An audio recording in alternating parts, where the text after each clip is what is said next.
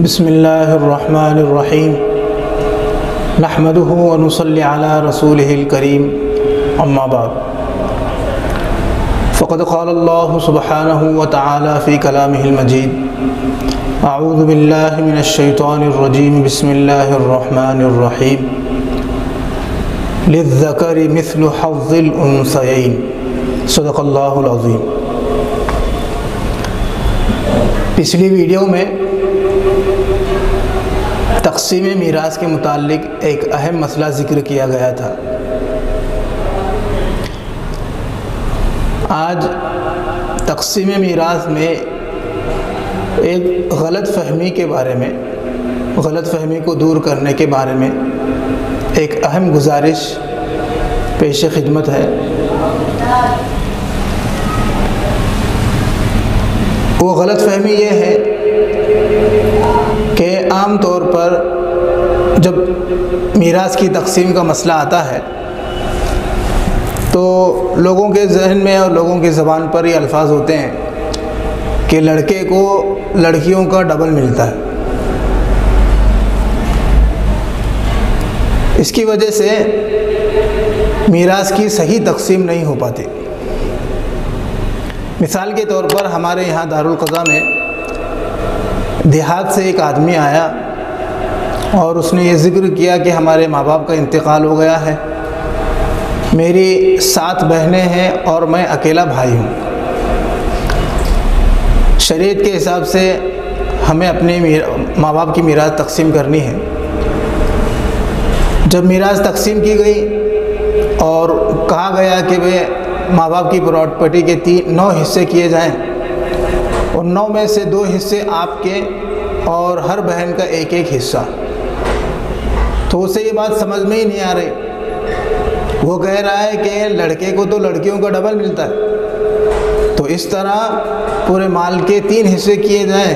2 حصے مجھے دیے جائیں اور 1 حصے میں سارے بہنوں کو دیا جائے۔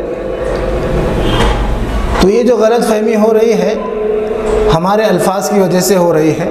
ہم الفاظ اس طرح استعمال کرتے ہیں کہ لڑکیوں کو جتنا ملتا ہے اس کا ڈبل لڑکے کو ملتا ہے، حالانکہ بات اس طرح نہیں ہے۔ قرآن پاک میں اللہ تبارک و تعالیٰ نے لڑکا اور لڑکی کے لیے میراث میں جو حصہ لگتا ہے، میراث میں جو حصہ انہیں ملتا ہے، اس کے تعلق سے اللہ نے جو الفاظ استعمال فرمائے وہ یہ ہیں للذکر مثل حظ الانثیین، کہ لڑکے کو 2 لڑکیوں کے برابر حصہ ملتا ہے، لڑکے کو 2 لڑکیوں کے برابر حصہ ملتا ہے،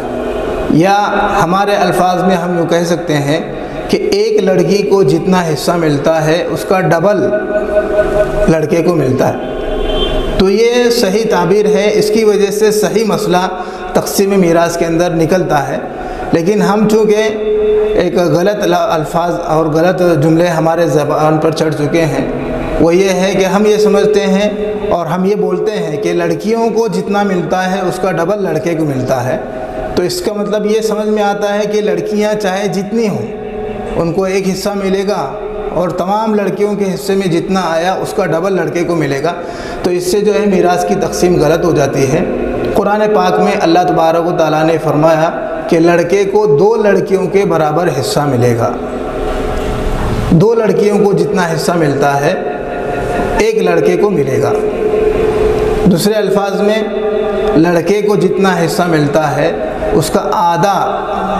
1 لڑکی کو ملتا ہے۔ تو اس کی وجہ سے اگر ہم یہ غلط فہمی درست کر لیں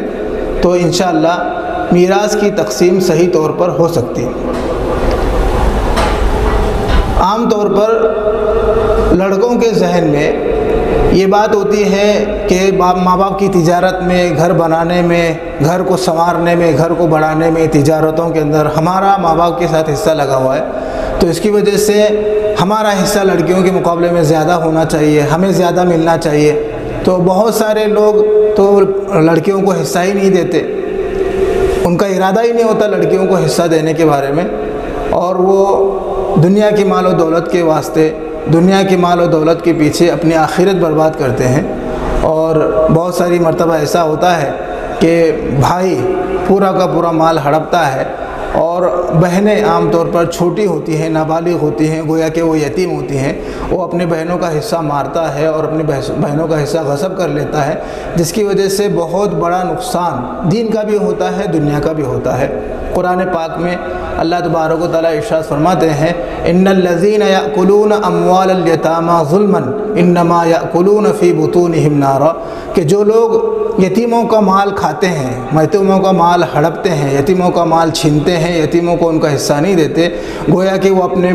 پیٹ میں جہنم کی آگ بھر رہے ہیں۔ تو عام طور پر ایسا ہوتا ہے کہ بھائی جب پورا کا پورا حصہ لیتا ہے تو چھوٹی بہنیں، چھوٹے بھائی جو ابھی نابالغ ہوتے ہیں، وہ یتیم ہوتے ہیں، تو ان کو حصہ نہیں دیتا، جس کی وجہ سے اتنی بڑی